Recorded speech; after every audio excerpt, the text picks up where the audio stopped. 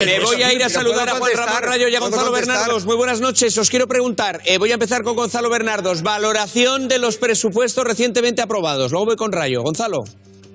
A mí me parece que es una buena valoración. Yo les pondría un notable por la sencilla razón. Porque, en primer lugar, eran absolutamente imprescindibles. No podíamos trabajar en un año de gran contracción económica como es este 2020 y en el que esperamos recuperar la actividad en el 2021, con unos presupuestos típicos y tópicos como eran los de 2018. En segundo lugar, pone el énfasis en el incremento del gasto de la administración pública. El sector privado, por las restricciones a la movilidad y a la actividad empresarial, está prácticamente anulado o muy disminuido, y es necesario que el sector público coja y lo reactive. Si le quiero poner un pero, el pero sería que para mí debería gastar bastante más de lo que lo ha hecho. 110.000 millones de endeudamiento público como presupone en el año 2021 me parece que son insuficientes para reactivar a la totalidad de sectores y especialmente a la hostelería, el comercio, el turismo y los establecimientos de ocio.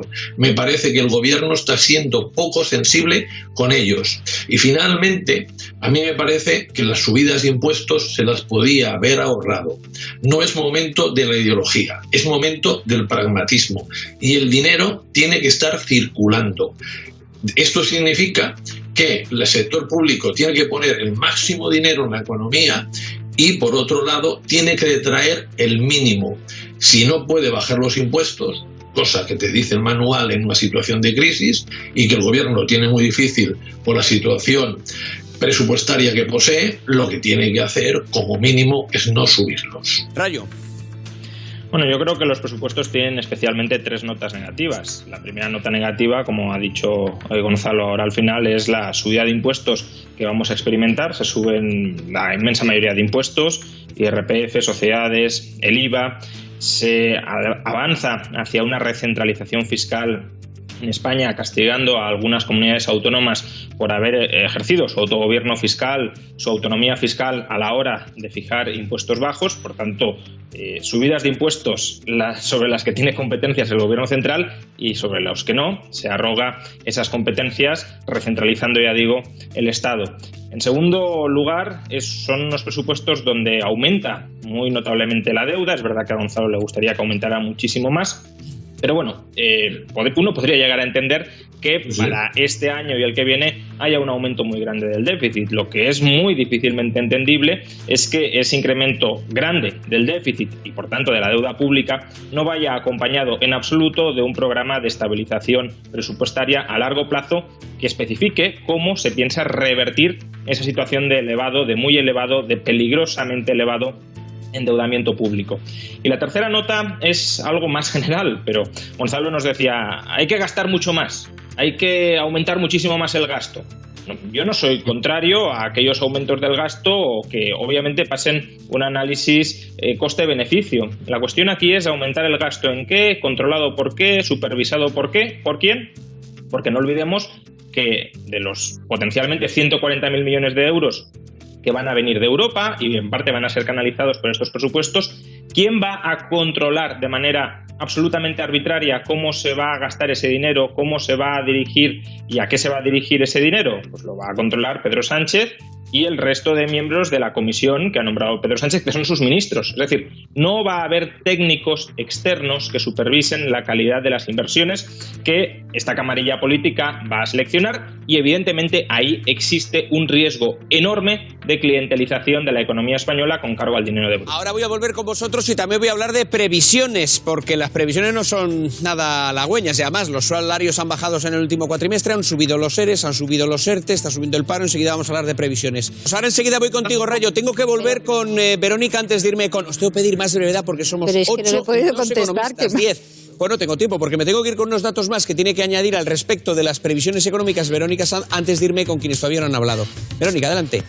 Sí, vamos a hacer un repaso a cuáles son las previsiones que hace el Gobierno, también las que ha hecho la OCDE esta semana. De 2020, en lo económico, solo podemos decir que la única buena noticia es que se acaba pronto, porque lo que se espera en el cierre de este 2020 respecto a caída, hundimiento del Producto Interior Bruto, es más de un 11%. Es lo que estima tanto el Gobierno, la línea roja, como lo que estima la OCDE, la línea verde.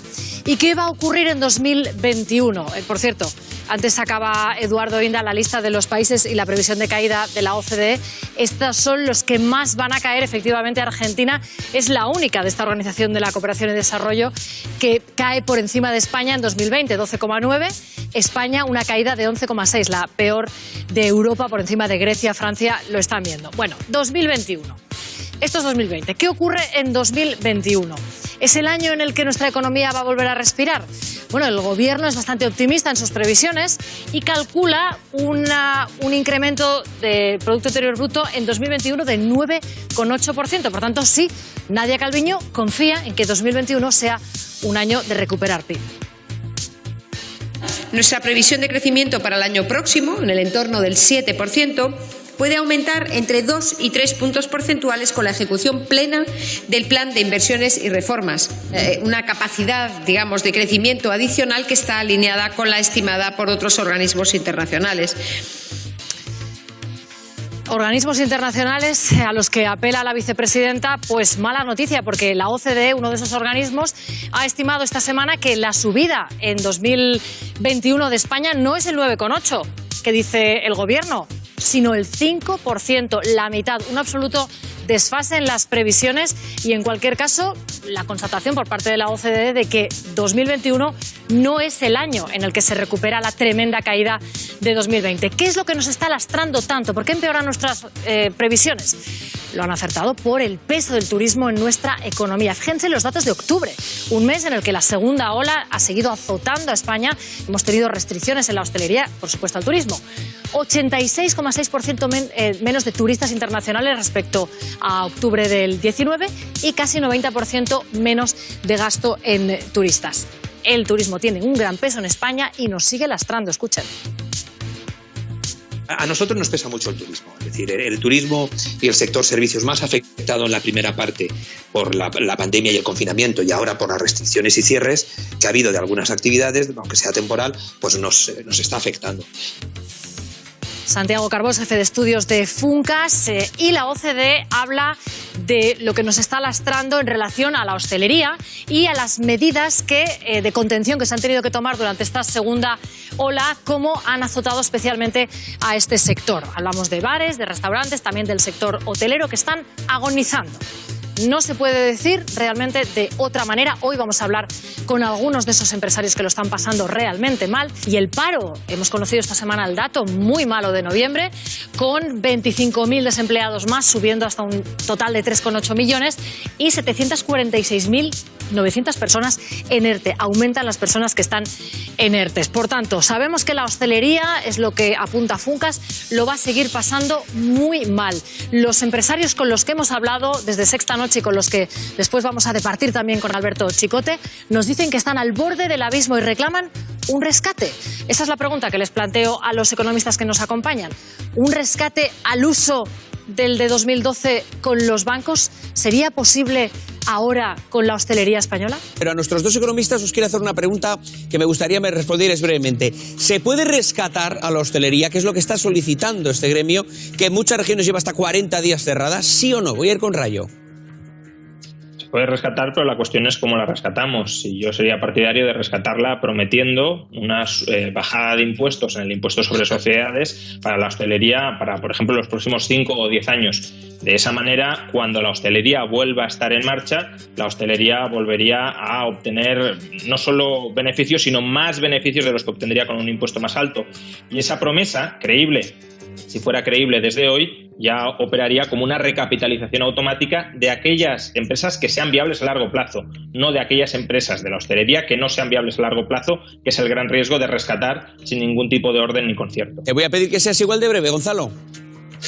No se puede, se debe, es imprescindible, porque si la hostelería está mal es porque hay restricciones a su libre actividad económica.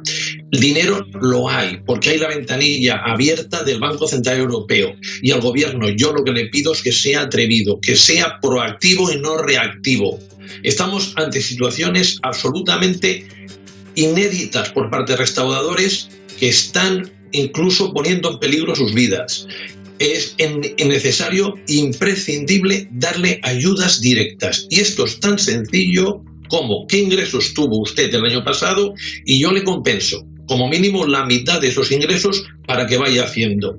Al que no ingresa, bajarle los impuestos no le sirve de nada. Yo ya sé que Rayo para todo se soluciona bajando impuestos, pero si estos señores no han ingresado nada o casi nada, ¿cómo van a pagar impuestos? Les doy las gracias a Gonzalo Bernados y a Rayo. Los próximos 10 años, no para este año. Bueno, lo que vamos a hacer a continuación. Esto precisamente de lo que estamos hablando, el rescate de los hosteleros.